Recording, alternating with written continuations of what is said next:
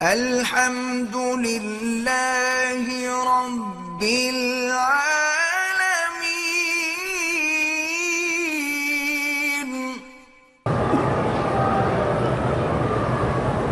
غسل میں آنکھ، کان، ناک، شرمگاہ کے اندر دھونا، اندر اگر انگلی داخل کر سکتے ہو آنکھ میں تو ضرور کرو۔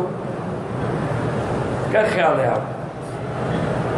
بے وقوفی نہ کیا کرو، بس پانی مارتے ہیں جتنا چلا گیا چلا گیا۔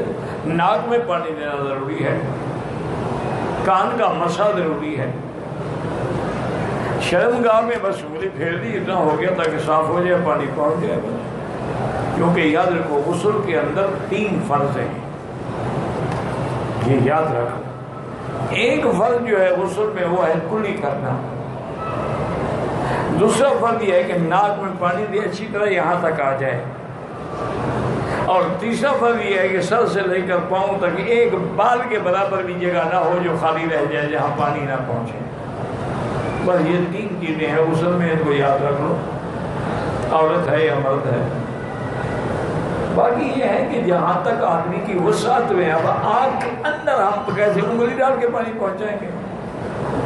تو انشاءاللہ جلدی اندھا ہو جائے گا، 2-4 نمازیں مشکل سے نصیب ہوں گی۔ معنی یہ ہوتا ہے کہ تم آنکھیں بند کر کے نہ بیٹھ جاؤ جب چہرہ دھو رہے ہو، بس تاکہ جتنا جانا ہے پانی چلا گیا، اور پھر بھی آدمی آئے صاف کرتا ہے، منہ پہ ہاتھ پھیرتا ہے، صاف سب ٹھیک ہو جاتا ہے۔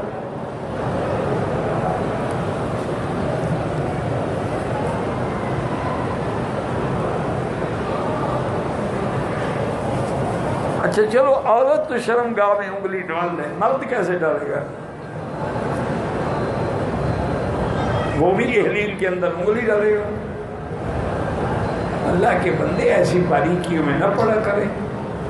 بس الحمدللہ جتنی تک توفیق ہے، عورتیں بھی استنجا کرتی ہیں، بدن صاف کرتی ہیں، اندر کپاس رکھتی ہیں، خون کا انتظار کرتی ہیں، پاکیزگی کا لحاظ سب کو سمجھتی ہیں۔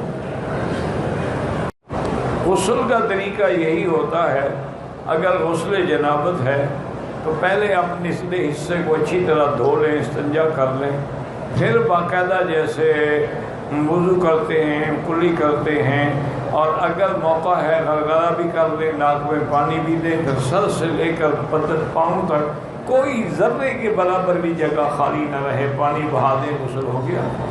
اگر پہلے وضو کی بھی نیت کر لیں انشاءاللہ وضو بھی ہو گیا۔ مجھے پیسے دیے تھے کہ مکے کے کبوتروں کو ڈالنا ڈال دینا، بالکل ڈالیں، لیکن ایسی جگہ ڈالیں جہاں پاؤں میں نہ آئے۔ لوگ سڑک پہ ڈال دیتے پھر باقی اوپر چلتے رہتے ہیں، یہ بڑی اللہ کے رزق کی توہین ہے۔